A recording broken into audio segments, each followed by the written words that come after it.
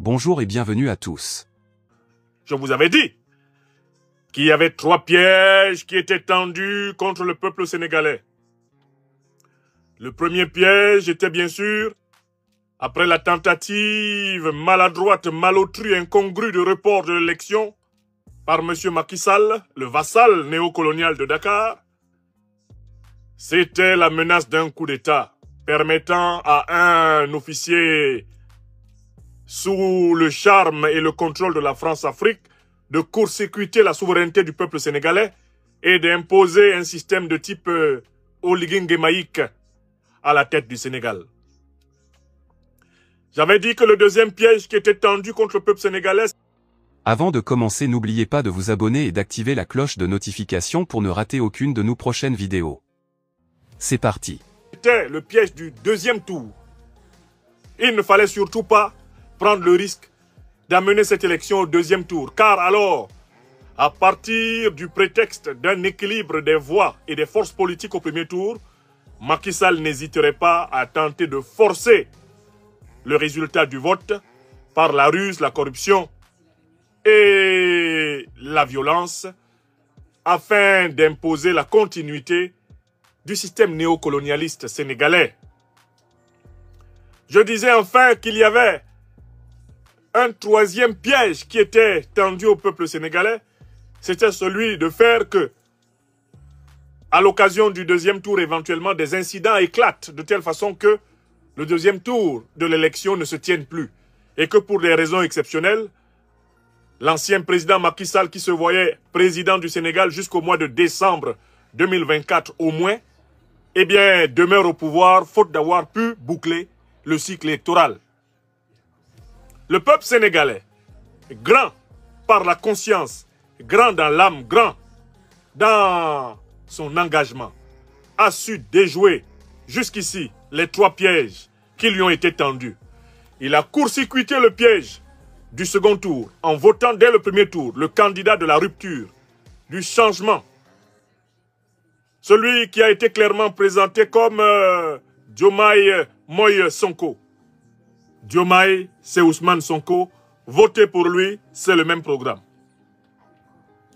Le peuple sénégalais jusqu'ici a tenu les franges néocolonisées de l'armée sénégalaise en respect.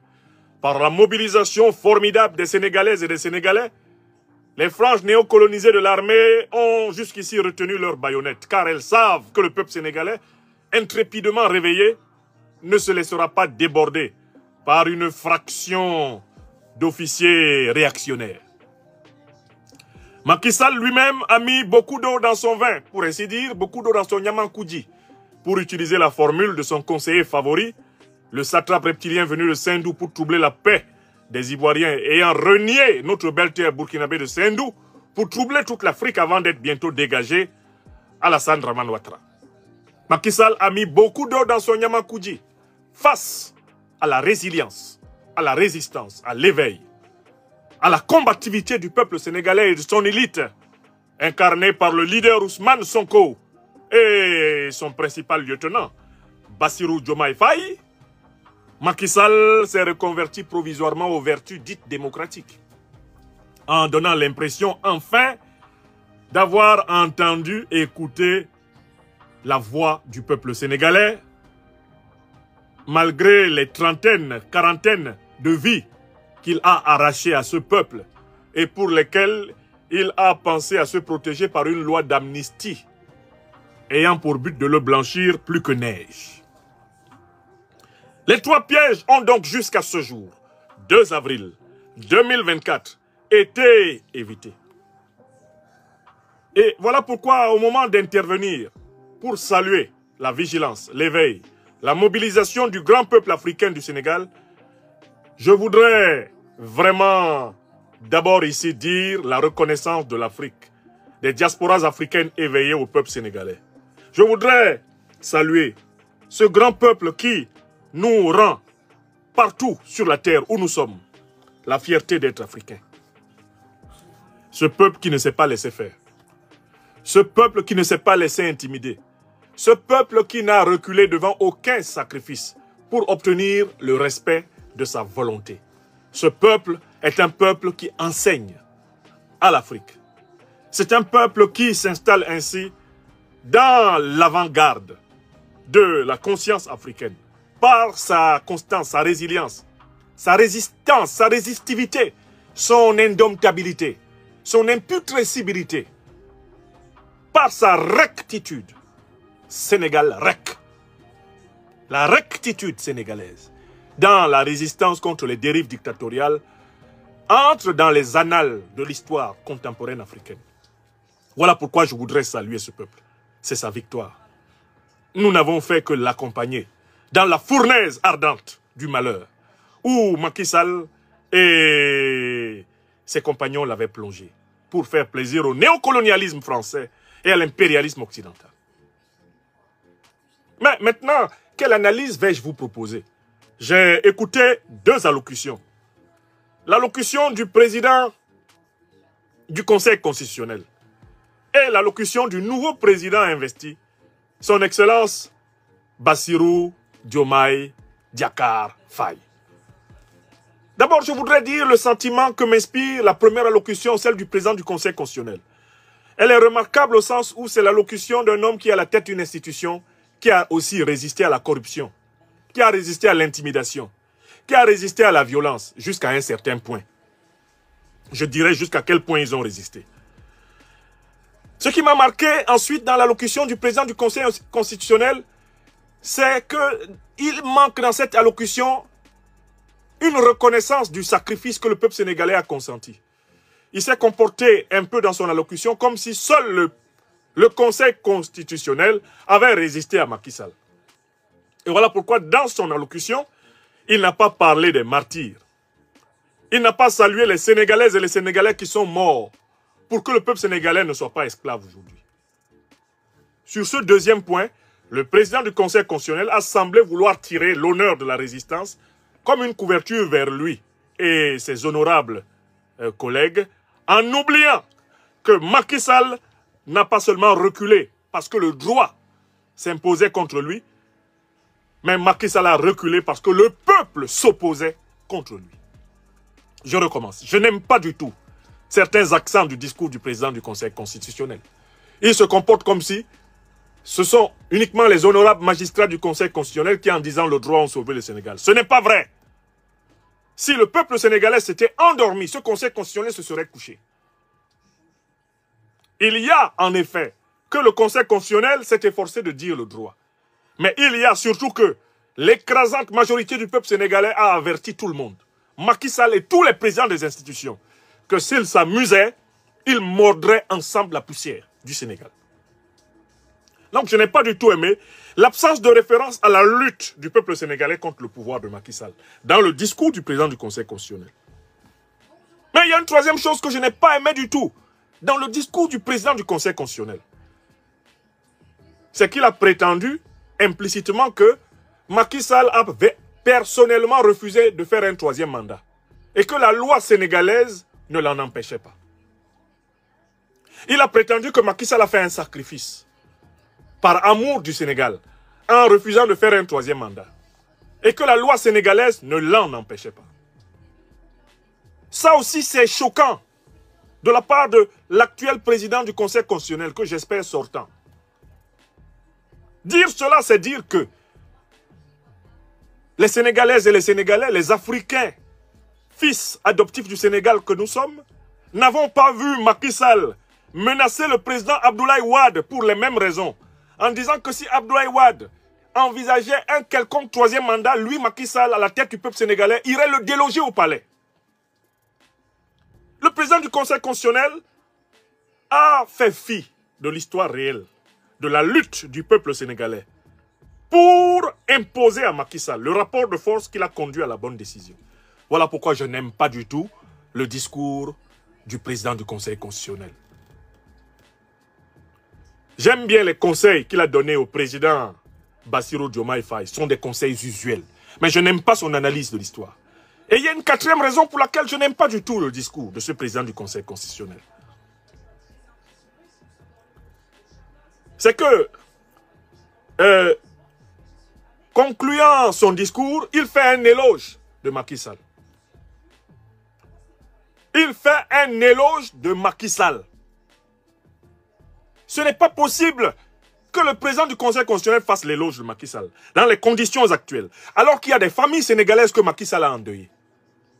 Et que Macky Sall s'est protégé par une loi d'amnistie pour ne pas répondre devant ses familles. Je n'ai pas aimé du tout ça. C'est un mépris pour les familles des morts. Je n'ai pas aimé du tout cela.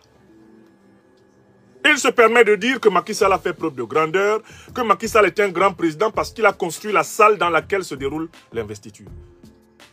Vous pensez que la vie et la valeur des populations du Sénégal se mesurent à la construction d'une salle de réunion? Je récuse cela. Je dénonce le discours du président du Conseil constitutionnel. Le seul point positif de ce discours, ce sont les conseils de bon aloi qu'il a délivrés au nouveau président. L'unité, éviter les divisions, servir l'intérêt général. Oui. Mais les 3 autres points du discours du président du Conseil constitutionnel sont à côté de la plaque. Écrivez ça, c'est ce que je pense et je le dis. Je le dis. Il n'a pas pris acte du désir de changement du peuple sénégalais. Le président du Conseil constitutionnel. Il n'en a pas pris acte. Il n'a pas compris que le désir de changement signifiait une politique autre que celle de Macky Sall. Mais, pour conclure sur le discours du président du Conseil constitutionnel, j'ajoute quelque chose que j'ai trouvé choquante. Il a oublié que le Conseil constitutionnel, à la tête duquel lui il était, a pris des décisions injustes contre des candidats légitimes à l'élection, notamment Ousmane Sonko. Ousmane Sonko était assis dans la salle. Qui a entériné les bêtises de Macky Sall contre Sonko? Qui a entériné l'exclusion de Macky Sall du processus électoral? Qui a entériné cela? C'est ce président du Conseil constitutionnel. Ils ont participé à un complot contre le camarade Ousmane Sonko. Le complot du tout sauf Sonko. Ils étaient prêts à tout. Ils étaient prêts à brûler le Sénégal si Sonko était candidat. Puisqu'ils savaient que Sonko candidat gagnait. Et je peux vous dire, sans risque de me tromper, que Sonko candidat gagnait avec plus de 54%. Ousmane Sonko candidat gagnait l'élection avec plus de 54%. Et c'est parce qu'il a soutenu son camarade et secrétaire général de PASTEF, l'actuel et nouveau président Bassirou Diomaye Faye, que celui-ci a fait 54%. Le mot de passe du vote, la devise Diomaye Moïse Sonko, c'est un chef-d'œuvre dans l'histoire de la compétition électorale en Afrique et dans le monde. C'est une grande manifestation de générosité, d'amour, de sacrifice, de compagnonnage politique que le président Ousmane Sonko, dont on n'a pas beaucoup parlé aujourd'hui, dans les 2 allocutions, a accompli pour le peuple sénégalais. En effet, toutes les manœuvres pour exclure Sonko du processus électoral ont été entérinées par ce président du Conseil constitutionnel. C'est lui qui a présenté la liste des candidats dont Sonko était exclu. Alors qu'il savait très bien qu'Ousmane Sonko n'avait pas commis une infraction qui lui vaille élimination de la course présidentielle. Voilà pourquoi je conclus mon propos sur le président du Conseil constitutionnel. Je trouve que son discours n'était pas à la hauteur de l'histoire. Il a raté son discours. Il peut se préparer à sortir. Bon, le peuple sénégalais, au moins, lui reconnaîtra le fait d'avoir empêché Macky Sall de conduire le pays à la guerre civile. Ok, tant mieux, par sa décision, c'est pas mal, mais il n'est pas à la hauteur. Le président du Conseil constitutionnel a voulu ménager la chèvre et le chou. Il a voulu ménager le bourreau et la victime. Et ce n'est pas son rôle. Ce n'est pas son rôle. Car quand je l'ai entendu parler comme il a parlé, là je me suis souvenu que c'est lui qui a empêché finalement Sonko d'être candidat. C'est lui qui n'a pas eu le courage de dire à Macky Sall, Sonko est dans la liste. Car en fait, Diomaye a été élu président parce que Sonko a demandé que les voix qui lui étaient destinées soient reportées à Diomaye. Si c'était Sonko lui-même qui était là à l'élection, c'était plus de 60%. Écrivez ça. Je n'aime pas... Moi, j'ai quelque chose dans ma nature profonde qui fait que je suis irréductible à l'injustice. Je n'aime pas l'injustice. Je n'aime pas l'injustice. J'ai du mal à vivre avec ça, quoi. J'ai du mal à accepter, j'ai du mal à couvrir ça, à considérer que c'est normal. C'est pas possible. Je n'ai pas aimé du tout le discours de ce président du Conseil constitutionnel. J'ai dit, mais lui, il a des foutaises, lui. Foutaise envers le peuple sénégalais, foutaise envers Ousmane Sonko, foutaise envers les martyrs de la lutte. Et il se permet de caresser Macky Sall. Macky Sall qui, normalement, en réalité, mérite un procès pour haute trahison. Haute trahison du peuple sénégalais. Qu'est-ce qu'il a fait là? Quel est le motif que Macky Sall peut avancer aujourd'hui pour expliquer pourquoi il voulait renvoyer l'élection au 15 décembre 2024? Est-ce que Macky Sall peut se placer devant les Sénégalais et leur dire pourquoi il voulait renvoyer à tout prix l'élection, le 15 décembre 2024? Quel était le problème, le cas de force majeure qui a poussé Macky Sall à cette aventure? Qu'est-ce qui a poussé Macky Sall à empêcher Ousmane Sonko d'être candidat? Qu'est-ce qui a poussé le président du Conseil constitutionnel à publier une liste des candidats de cette élection sans Ousmane Sonko? Je n'aime pas l'injustice. Je dénonce le discours de ce président du Conseil constitutionnel comme étant un discours biaisé. Un discours biaisé qui se moque de l'intelligence sénégalaise et africaine. Et c'est un mauvais discours. Il n'y a qu'un seul point positif dans le discours du président du Conseil constitutionnel. Ce sont les conseils moraux, les préceptes moraux de l'art royal présidentiel donnés au président Bassirou Diomaye Diakhar Faye. Les trois autres points du discours du président du Conseil constitutionnel, c'est de la bouillabaisse. C'est de la mauvaise bouillie. Et il ne faut plus qu'il ait l'occasion de tenir un discours, celui-là. Parce qu'il n'a pas été à la hauteur de l'événement historique. Il a le 5e président de la République du Sénégal qui est là devant lui, malgré tous les efforts que lui-même a fait pour empêcher que Pastef soit élu à la présidence de la République. Pastef a réussi à faire élire son secrétaire général, là où son président aurait fait un raz de marée. Parce que n'oubliez pas, 54%, c'est la majorité absolue. Il n'y a pas de problème.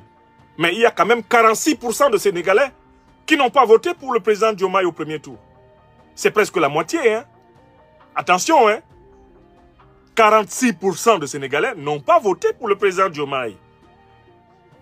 Précisément parce que Pastef était obligé de présenter son secrétaire général. Au moment où c'est son président qui aurait eu le raz de marée. Ousmane Sonko passait entre 60 et 70%. Il y a des gens qui ne sont pas allés à l'élection, peut-être parce qu'ils voulaient absolument donner leur voix à Ousmane Sonko.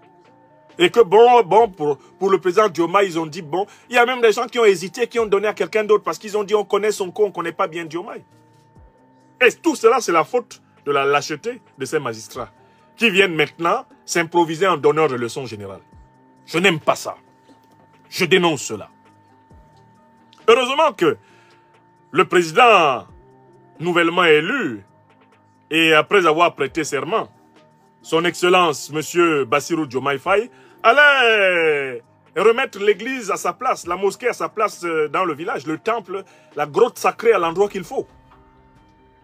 Il a pris la parole, le président Diomaye, et j'ai bien noté, point par point, son allocution. Il a commencé par remercier les principales personnalités de marque, notamment les chefs d'État étrangers qui ont fait le déplacement. Les responsables de l'Union africaine, du Ghana, le chef d'État du Ghana, de la Guinée-Bissau, de la Guinée-Conakry, du Nigeria, le vice-président d'Alassane Dramane Ouattara, Tchemoko Mélié Kone pour la Côte d'Ivoire, le colonel Malik Diao, président du CNT qui représentait le Mali, il y avait un colonel Boubouma qui représentait le Burkina Faso, il y avait le premier ministre du Maroc, il y avait le président de la Commission de l'Union africaine, il y avait le président de la Commission de la CEDEAO, de l'UEMOA, il y avait le premier ministre du Sénégal, le président de l'Assemblée nationale, le premier ministre et le président des principales institutions du Sénégal qui étaient là. Il a commencé par les saluer. Ça, c'est la partie protocolaire du discours. Et les remercier d'être venus assister à son investiture solennelle après son élection à 54,28%. Il a dit qu'il mesurait le poids de la responsabilité et la gravité de la charge qui lui incombait et s'est aussitôt incliné devant Dieu le Tout-Puissant et après Dieu, devant le peuple sénégalais et au sein de celui-ci, sa famille, qui l'ont accompagné dans ce combat. Mais, Bassirou Diomaye Faye a aussitôt réparé une injustice en disant que lui, il ne serait pas debout devant le peuple sénégalais ce 2 avril 2024 s'il n'y avait pas eu tout le prix de ses vies perdues, des libertés confisquées, des carrières brisées. Il parlait là du martyr que lui, le président Ousmane Sonko et tous leurs camarades et tout le peuple sénégalais résistant ont payé. Bassirou Diomaye Faye salue le douloureux souvenir des martyrs de la démocratie, des blessés, des sacrifiés. C'est-à-dire qu'en fait, il corrige le discours du président du Conseil constitutionnel qui semble faire comme si cette cérémonie du 2 avril avait eu lieu uniquement par la bonne volonté, la gentillesse, la bonté, la bienveillance, que dis-je, la visitation divine de M. Macky Sall. N'oubliez pas de vous abonner et d'activer la cloche de notification pour rester informé de nos prochaines vidéos. Restez à l'écoute pour les développements passionnants à venir.